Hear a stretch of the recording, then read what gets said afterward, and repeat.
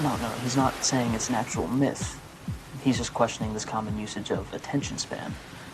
Or really this idea of a shortening attention span. So he doesn't think that this is happening. You're constantly talking about how no one can finish a book anymore. Yes, that's exactly the point.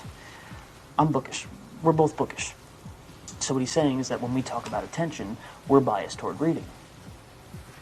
Like, I had this professor who used to go on and on about the idiocy of video games. He talked about how his son would play for hours and that he once tried playing with him, but found it completely dull after just a few minutes.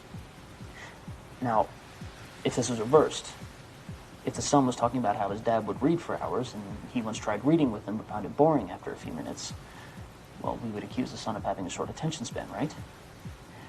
But why don't we accuse the professor of having a short attention span? Because it's not about attention for him, it just seems idiotic. Yeah, but what if that's exactly the case for the son? See, what he's saying is that this boy is actually able to give hours of attention to a video game because it's interesting to him. Yeah, but that's because video games are designed for people with short attention spans. Yes, yeah, that's what bookish people say. But no, what this guy is saying is it's not a matter of attention, but of interest. The professor doesn't have patience for the video game because he's not interested in that kind of experience. In the same way that the son might not be interested in books.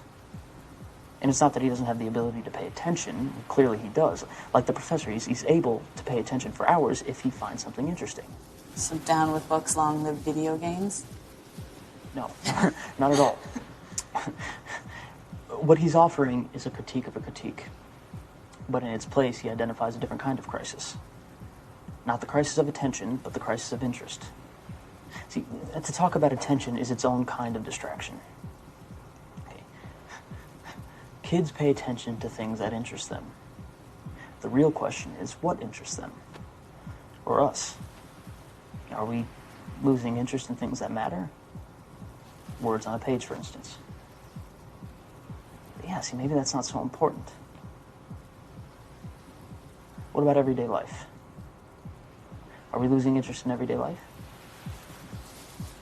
You got all this from marginalia. Well, you know, he also filled all the blank pages in the back.